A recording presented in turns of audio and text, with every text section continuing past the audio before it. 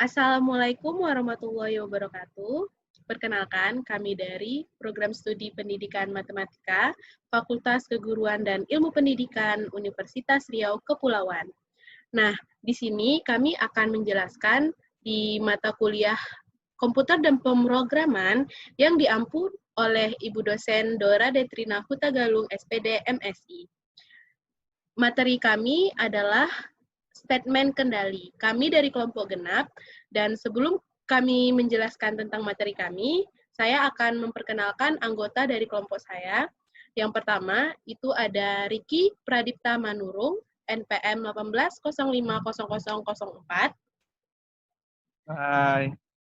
Kemudian yang kedua ada Nadia Permatasari, NPM 18050006. Kemudian ada Ristami Fatima Kaprinata Kuba, NPM 18050008.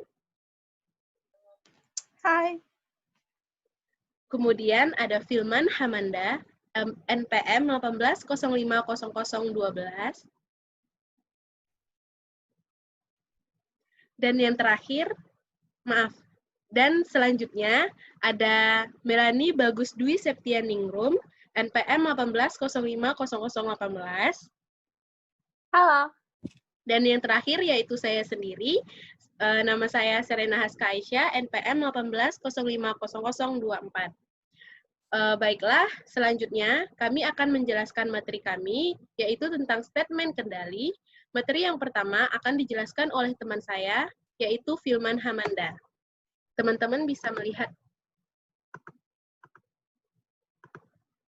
Oke, kepada Filman dipersilakan.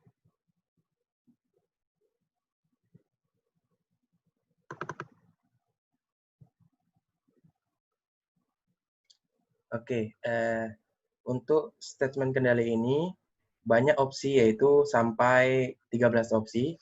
Di sini saya akan menjelaskan yang pertama itu, opsi yang pertama itu yaitu pengertian statement. Statement kendali biasanya digunakan untuk mengambil suatu keputusan atau memilih bagian program yang akan dikerjakan sesuai dengan kondisi atau syarat yang diberikan. Sedangkan percabangan adalah suatu pemilihan statement yang akan dieksekusi, di mana pilihan tersebut didasarkan atas kondisi tertentu untuk mengarahkan perjalanan suatu proses. Artinya, statement yang dapat pada suatu blok percabangan akan dieksekusi jika kondisi yang didefinisikan terpenuhi atau bernilai benar. Tetapi jika kondisi tersebut tidak terpenuhi atau bernilai salah, maka statement tersebut tidak akan dieksekusi atau diabaikan oleh kompiler. Selanjutnya itu opsi yang kedua, yaitu operator relasi. Untuk operator relasi ini, dalam melakukan pemrograman, kebanyakan programmer tentunya sudah banyak tahu bahwa program-program komputer dibuat supaya mengikuti alur. Tentunya, kita juga berpikir bagaimana jika komputer diprogram ternyata tidak mengikuti alur atau urutan yang telah dibuat. Maka komputer tersebut akan tidak bisa berjalan sesuai dengan yang kita inginkan. Alur atau urutan pada komputer ini antara lain, yang pertama itu adanya masukan dari pengguna, dan yang kedua dapat melakukan satu atau lebih perhitungan atau proses. Contohnya dalam komputer itu kita bisa melakukan suatu perhitungan dari satu macam bahkan lebih. Dan yang ketiga itu menampilkan hasil pada layar. Untuk menampilkan selanjutnya, sebuah komputer yang baik selain dapat melakukan perhitungan, tetapi juga sangat ahli dalam membandingkan sebuah nilai untuk menentukan apakah lebih besar, kurang dari, atau sama dengan. Nah, jenis operasi tersebut sangat berharga untuk memeriksa tugas-tugas seperti angka penjualan, penentuan laba rugi, memeriksa untuk memastikan angka tersebut dalam rentang yang dapat diterima. Di bawah ini adalah contoh operator rasional, yang dimana di situ terdapat lebih besar daripada, lebih kecil daripada, lebih besar dari sama dengan, kurang dari sama dengan, tidak sama dengan. Untuk tabel di bawah ini menunjukkan operator di mana nilai-nilai benar atau salah. Nah, di sini itu ekspresi ini untuk menentukan mana yang benar dan mana yang salah. Nah, teman-teman bisa lihat di tabel yang pertama ini, yang operator nilai benar atau salah. Nah, contohnya itu bisa teman-teman bisa lihat di bawah ini, yang X sama dengan 5, Y sama dengan 10, maka nilai betul X lebih besar daripada Y, dan nilai salah Y sama dengan X. Sebab 5 itu 10 itu lebih besar daripada 5. Maka di situ tertera X lebih besar daripada Y. Bukan Y sama dengan X. Sebab Y dan X itu tidak sama. Selanjutnya, untuk operator rasional juga memiliki urutan yang mempunyai prioritas tertutup di antara mereka sendiri. Kedua operator dalam tes kesamaan atau tidak sama mempunyai tingkat kesamaan yang sama antara satu sama lain. Nah, ini pernyataan ekspresi rasional. Z sama dengan X lebih kecil daripada Y. Z sama dengan 0 karena X tidak kurang daripada Y. Dan count-nya, cara perhitungannya itu, apa itu ya? Lebih kecil, double lebih kecil apa ya bilangnya ya? Nah, teman-teman bisa lihat di sendiri yang bagian pertama itu, count X lebih besar daripada Y, tampilkan 1 karena X lebih besar daripada Y. Dan Z sama dengan X besar dari sama dengan Y. Dan count-nya itu tampilkan 0 karena X tidak kurang sama dengan Y. Dan yang Z sama dengan Y faktorial. Faktorial ya? Oh, bukan. Y tidak sama dengan X. Count-nya itu tampilkan 1 karena X sama dengan Y plus 3. Nah, 4 penghubung operator lainnya ada yang mempunyai prioritas tinggi atau rendah antara satu sama lain. Selanjutnya, teman-teman bisa lihat di slide selanjutnya. Nah, ini dia prioritas operator rasional. Itu berikut ini adalah contoh bagaimana operator diterapkan jika A sama dengan 9, B sama dengan 24, C sama dengan 0. Pernyataan berikut ini akan menyebabkan A bernilai 1 akan ditampilkan. Ini count-nya. Yang kecil dari yang 2 biji, C sama dengan min A, besar dari B. Karena adanya nilai yang relatif, diutamakan dari operator dalam berekspresi ini. Nah, selanjutnya, nah yang terakhir itu ada statement if. Statement if.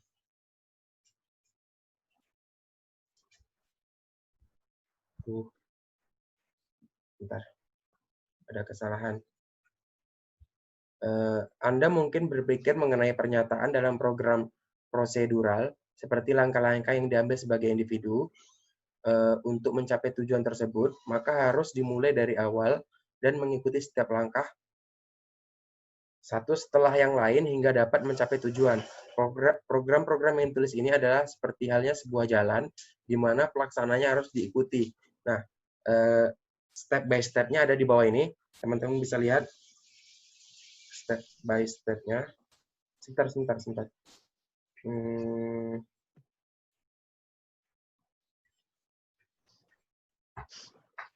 Yang pertama itu, step pertama itu, count, masukkan panjang segi 4.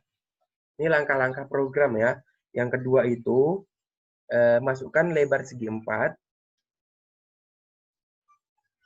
Dan yang ketiga itu, yang kedua itu masuk ke count, masukkan panjang segi 4.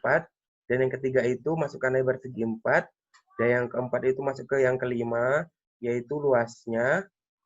Nah, ini nggak saya masuk, maaf, soalnya ada yang beberapa yang tidak saya masukkan ke PPT tersebut. Nah, di sini kita hanya mempelajari pengertian-pengertiannya saja. Untuk pengoperasiannya kita tidak mempelajari sebab kita bukan anak pemrograman. Nah, selanjutnya mungkin akan dilanjutkan oleh teman saya, yaitu pernyataan if atau else yang akan dijelaskan oleh Bang Riki ya. Baiklah, sekian penjelasan dari Filman mengenai pengertian dari statement. Selanjutnya adalah pernyataan if or else yang akan dijelaskan oleh teman kita yaitu Ristami Fatima Kaprinata Kuba.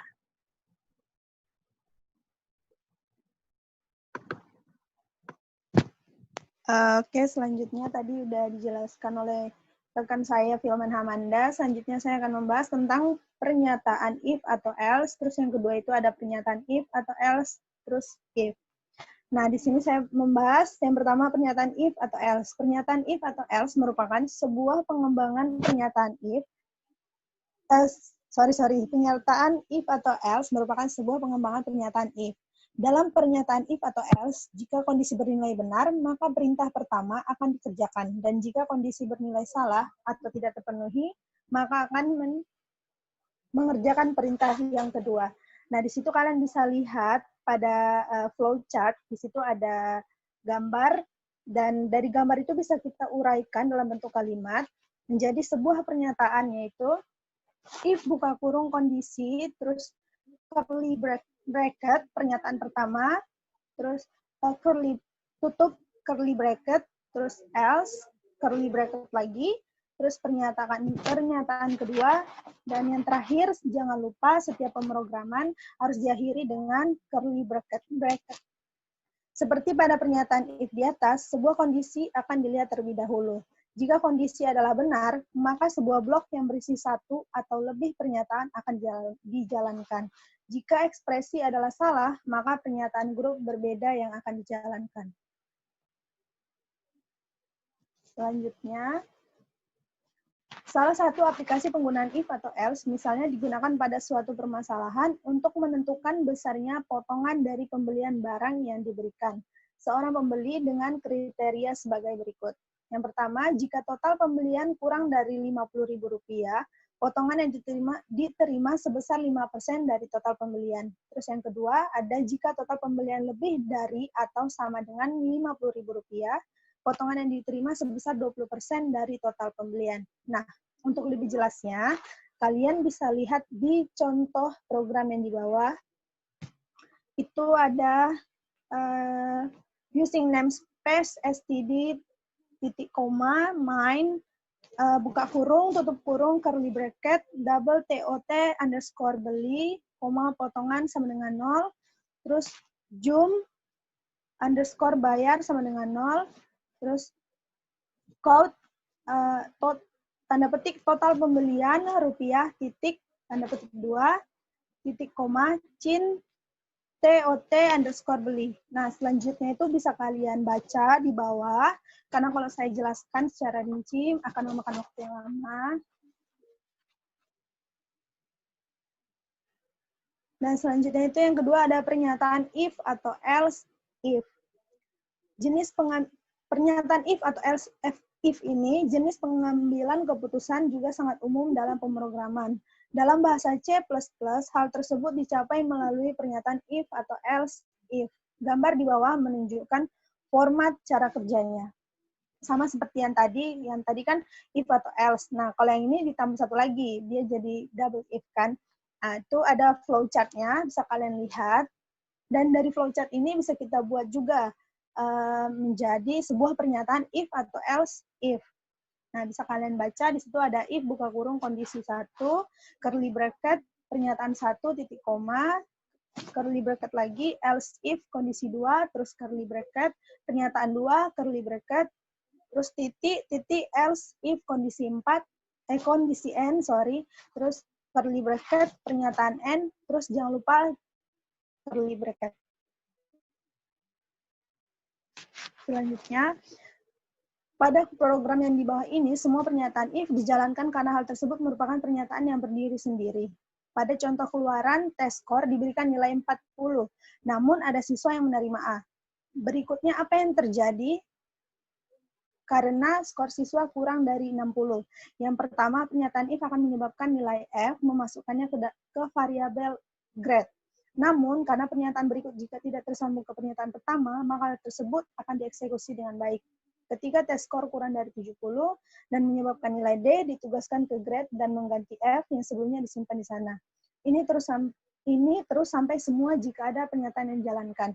Yang terakhir akan menyebabkan A akan ditugaskan untuk grade. Pada program di bawah menggunakan pernyataan if atau else if untuk melaksanakan konversi nilai huruf A, B, C, D, or F menjadi nilai angka. Bisa kalian lihat di bawah, di samping. Ini bisa kalian baca. Nah, dari bahasa program ini bisa kita hasilkan keluaran program. Masukkan nilai angka, maka saya akan mengujinya. Nilai konversi huruf adalah 110. 110 adalah skor Anda yang tidak sah. Silakan masuk skor di bawah 100. Saya kembalikan kepada operator. Baiklah, terima kasih kepada Ristami Fatima Kaprinata Kuba. Selanjutnya, pernyataan if or else majemuk yang akan dijelaskan oleh teman kita, yaitu Nadia Permatasari. Kepada Nadia, kami persilakan. Oke, selanjutnya yaitu pernyataan if atau else majemuk. Bentuk dari if, else bertingkat sebenarnya serupa dengan nested if. Keuntungan pengguna if else bertingkat dibanding dengan nested if adalah cara atau bentuk penulisannya.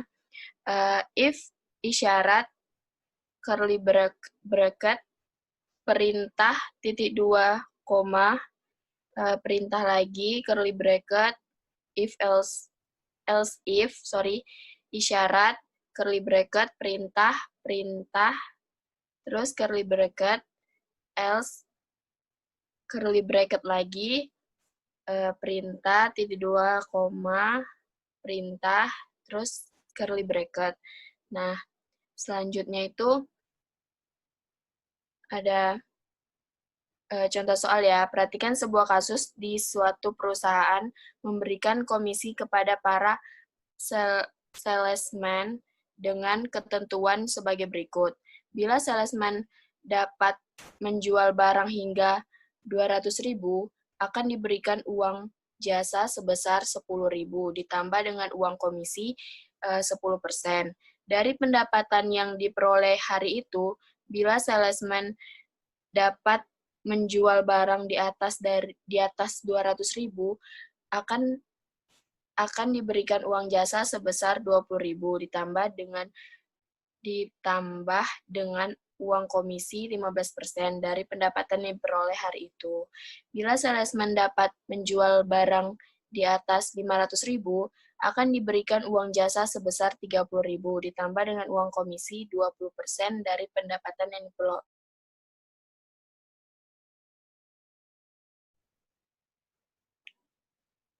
Nah, selanjutnya itu ini ya contohnya. Kasus yang ada di perusahaan tersebut dapat diatasi dengan menggunakan program if, else, if, di mana programnya adalah sebagai berikut.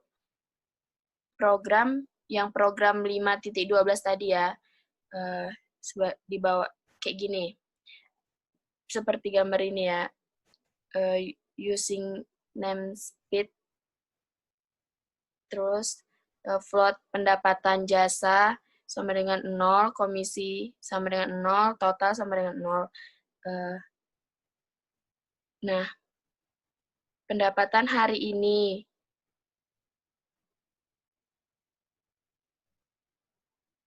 Lebih besar ya itu. Pendapatan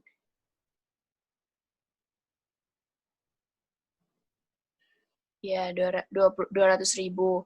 Jasa sama dengan 10.000. Komisi sama dengan 0, pendapatan else if pendapatan 500.000, jasa 20.000, komisi 15%. Kalau misalnya dia mendapat keuntungan, dia dapat 15%, else jasa 30.000, komisi 2 pendapatan. Nah, menghitung totalnya itu kayak total sama dengan komisi ditambah jasa, uang jasa sama dengan uang komisi. Nah, hasilnya itu, baru dapat hasilnya itu, hasil totalnya, keluaran program di atas adalah sebagai berikut. Pendapatan hari ini 10.000, uang jasa 10.000, uang komisi 1.000. Nah, totalnya jadi 11.000. Selanjutnya ada pernyataan nested if. Ketika sebuah pernyataan if muncul di dalam pernyataan if lain, maka hal ini dikategorikan sebagai nested. Pernyataannya dalam struktur if else adalah pernyataan nested if jika masing-masing setelah if pertama adalah nest if di bagian lain if sebelumnya, karena nested if merupakan pernyataan if yang berada di dalam pernyataan if yang lainnya. Sehingga untuk lebih jelasnya, bentuk penulisan pernyataan nested if dapat ditulis sebagai berikut. If dalam kurung syarat, if syarat, perintah else if syarat, perintah else, perintah. Selanjutnya, contoh nested if. Nah, sebuah contoh saja ya, misalnya, program di bawah digunakan untuk menentukan apakah pelanggan bank memenuhi syarat khusus untuk mendapatkan bunga pinjaman, di mana syarat khusus ini ditujukan untuk pelanggan orang-orang yang baru lulus dari sekolah dan bekerja. Program berikut ini mendemonstrasikan pernyataan nested if. Selanjutnya, nah ini itunya, penyelesaiannya. Char pekerja baru lulus. Jawablah pernyataan di bawah ini dengan jawaban Y untuk iya atau T untuk tidak. Apakah Anda bekerja? Kalau misalnya bekerja, telahkah Anda selesai sekolah dalam 2 tahun ini? Chin baru lulus. Pekerja sama dengan Y, baru lulus sama dengan Y. Code-nya, kualitas Anda khusus, code tertarik, gauge, dalam kurung, return 0.2, curly bracket. Selanjutnya, akan Baiklah, terima kasih kepada Nadia sudah menjelaskan tentang pernyataan if else tadi. Selanjutnya, operator dan yang akan dijelaskan oleh Riki Pradipta Manurung. Pada Riki, dipersilakan. Baik, selanjutnya saya akan menjelaskan operator dan atau N. Operator N yang dikenal sebagai operator logika, 2 kalimat diperlukan sebagai operands dan membuat kalimat benar, jika kedua subkalimatnya benar. Berikut di bawah ini adalah contoh program pernyataan if yang menggunakan operator N. Perhatikan bahwa kedua kalimat yang di N-kan pertama adalah kalimat yang lengkap untuk mengevaluasi benar atau salah. Pertama, suhu kecil dari 20 dievaluasi untuk menghasilkan harga benar atau salah. Kemudian menit besar dari 12 dievaluasikan untuk menghasilkan hasil benar atau salah. Kemudian kedua hasil tersebut di N-kan sehingga akan mendapatkan hasil akhir untuk seluruh ekspresi. Pernyataan code hanya akan dijalankan jika suhu kurang dari 20 dan waktunya lebih besar daripada 12. Jika salah satu penghubung tersebut salah, seluruh ekspresi yang dihasilkan juga salah dan pernyataan code tidak dijalankan. Tabel di bawah merupakan tabel kebenaran untuk operator dan atau N. Kebenaran tabel berisi semua kemungkinan kombinasi nilai yang mungkin dimiliki oleh dua kalimat.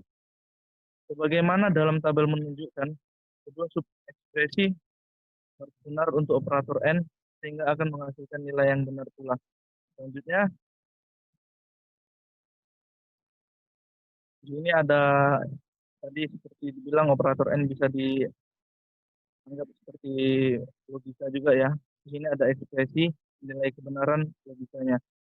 Salah, N salah, yaitu nilai kebenarannya salah, logikanya 0.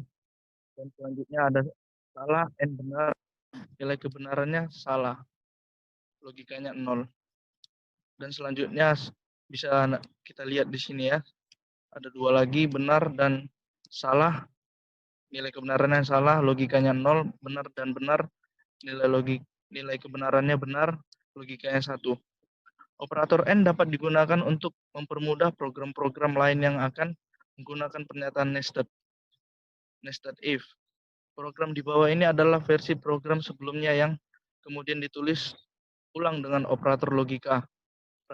Perhatikan program di bawah ini. Di sini bisa kita lihat ya, hasil programnya seperti apa. Selanjutnya, di sini ada keluaran program di atas setelah diberikan masukan, yaitu adalah jawablah pertanyaan di bawah ini dengan jawaban Y untuk iya atau T untuk tidak. Apakah Anda bekerja? Itu bisa dijawab dengan T. Telahkan Anda sekolah dalam 2 tahun ini? Bisa Anda jawab dengan Y atau iya. Anda harus bekerja dan mempunyai lulusan dari sekolah SMK dalam waktu paling lama 3 tahun. Oke, selanjutnya. Baiklah, terima kasih kepada Bang Riki sudah menjelaskan tentang operator N. Selanjutnya yaitu statement switch yang akan dijelaskan oleh teman kita, Melanie Bagus. Kepada Melanie dipersilahkan. Oke, jadi di sini kita lanjutin ke statement switch. Statement switch juga case of dalam Pascal, di mana berfungsi sama dengan if. Perintah sintaksnya menggunakan titik 2 sama dengan perintah. Jadi di sini ada switch dalam kurung variabel, curly bracket, open curly bracket, terus case value 1, titik 2, statement 1, titik koma.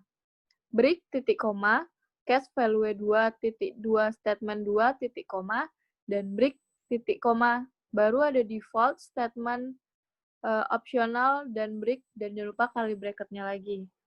Selanjutnya, contoh program menggunakan statement switch adalah sebagai berikut. Jadi bisa dilihat sama teman-teman semuanya. Di sini ada contoh program dari statement switch. Jadi dia menggunakan using namescape std dan void main. Terus di bawah-bawahnya lagi juga bisa dilihat sendiri ya. Selanjutnya, pernyataan switch case. Switch case serupa dengan if dan else tetapi lebih efisien apabila percabangan bergantung kepada satu kondisi saja. Misalnya switch nama variabel, case nilai underscore 1, titik 2 curly bracket, perintah yang akan dieksekusi jika memenuhi nilai underscore 1, titik koma, break, titik koma, curly bracket. Seterusnya sampai dengan default, terus perintah yang akan dieksekusi jika tidak memenuhi semua, terus exit. Selanjutnya, struktur select case dimulai dengan kata select case dan diakhiri dengan kata end select. Jadi select case in X, contohnya di sini ada case 5 sampai dengan case 11. Jadi dia selalu ada title caption-nya sampai dengan 11, terus jangan lupa diakhiri dengan end select. Selanjutnya, pernyataan break menunjukkan bahwa perintah siap keluar dari switch. Jika pernyataan ini tidak ada, maka program akan diteruskan ke cabang-cabang yang lainnya. Perhatikan contoh program di bawah ini menggunakan switch case. Untuk memenuhi alat yang dikehendaki seperti alat olahraga, alat elektronik, atau alat masak. Di sini ada contoh programnya, using namescape std, terus kita masukin lagi case yang A itu alat olahraga, case B-nya alat elektronik, dan case C-nya alat masak. Terus di sini ada using namescape. Dia sama kayak tadi, cuman kalau tadi alat elektronik, alat olahraga, dan alat masak, di sini angka bulan, tahun, dan jumlah hari. Oke.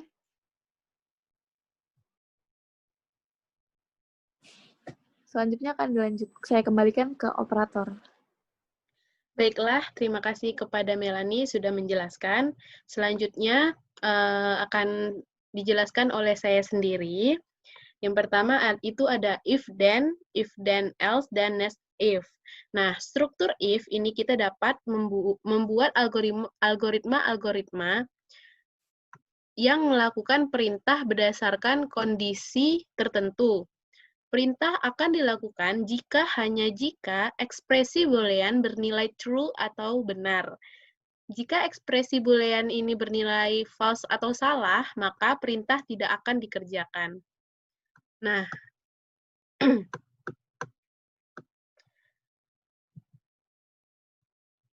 ini ada contohnya. If ekspresi boolean, then perintah underscore 1, kemudian else perintah underscore 2, and if ekspresi boolean 1, then perintah 1, else if ekspresi boolean 2, then perintah 2, else if ekspresi boolean n, then perintah n, else perintah n plus 1, kemudian and if.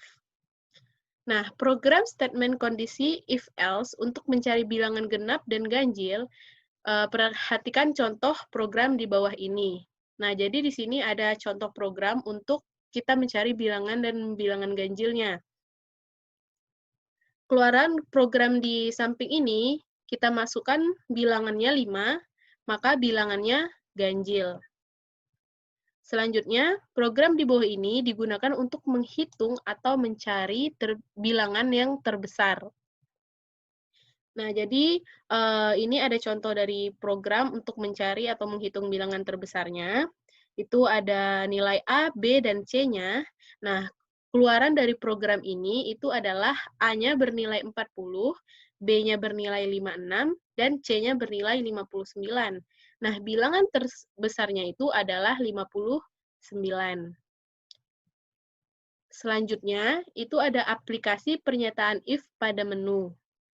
Nah, menu itu adalah layar yang menampilkan beberapa pilihan sehingga pengguna dapat memilih. Sebagai contoh pada sebuah program yang dapat memberikan menu pilihan berikut ini. Yang pertama, itu menambahkan nama ke dalam daftar. Yang kedua, itu hapus nama dari daftar. Yang ketiga, mengubah nama dalam daftar. Yang keempat, mencetak daftar. Dan yang kelima, itu pengguna dapat memilih salah satu. Yang kelima itu adalah keluar dari program ini. Nah, pengguna dapat memilih salah satu operasi dengan memasukkan nomor. Misalnya, kita memasukkan nomor 4, sehingga akan menyebabkan daftar dicetak. Kemudian, memasukkan nomor 5 akan menyebabkan keluar program. Nah, struktur if or else ini digunakan untuk membuat menu seperti di atas. Setelah pengguna memasukkan nomor, maka nomor akan digunakan untuk memandikan pilihan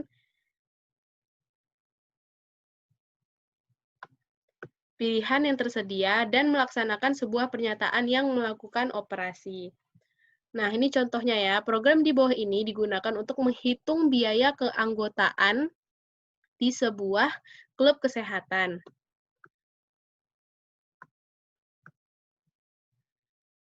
Klub memiliki 3 paket keanggotaan pilihan, keanggotaan standar dewasa, anggota anak, dan anggota orang senior.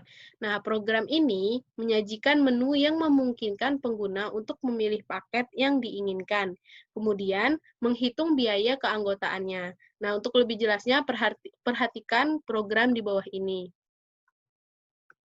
Nah, teman-teman bisa lihat sendiri ya, bentuk programnya. Yang pertama itu ada menu anggota klub kesehatan, kemudian masukkan keanggotaan standar dewasa, yang kedua ada keanggotaan anak, kemudian yang ketiga ada keanggotaan masyarakat senior, kemudian nomor 4 itu keluar program, dan selanjutnya adalah masukkan pilihan Anda. Nah, Kemudian bisa kita lihat juga itu untuk berapa bulan. Nah, kemudian total pembayarannya adalah sekian.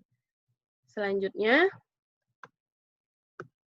pilihan yang kedua itu untuk berapa bulan, total pembayarannya adalah sekian. Kemudian pilihan yang ketiga itu untuk berapa bulan, total pembayarannya juga sekian. Nah, kemudian pilihan yang keempat itu pilihan yang valid ada antara 1 sampai 4. Nah, program akan memilih lagi dari salah satu menu di atas. Jadi, pilihannya itu hanya sampai 1 sama 3, nah, karena nomor 4 itu adalah keluaran programnya. Nah, misalkan kita masukkan pilihan Anda itu 3. Nah, untuk berapa bulan kan pilihannya yang ketiga, berarti total pembayarannya adalah 90. Nah, dalam program tersebut memungkinkan pengguna yang tidak valid dapat membuat pilihan. Jika angka lain seperti 1, 2, 3, atau 4 dimasukkan, maka akan ada pesan kesalahan yang dicetak. Kesalahan ini dikenal sebagai masukan validasi atau input validation. Oke, baiklah. Baiklah, sekian penjelasan dari kelompok saya mengenai statement kendali.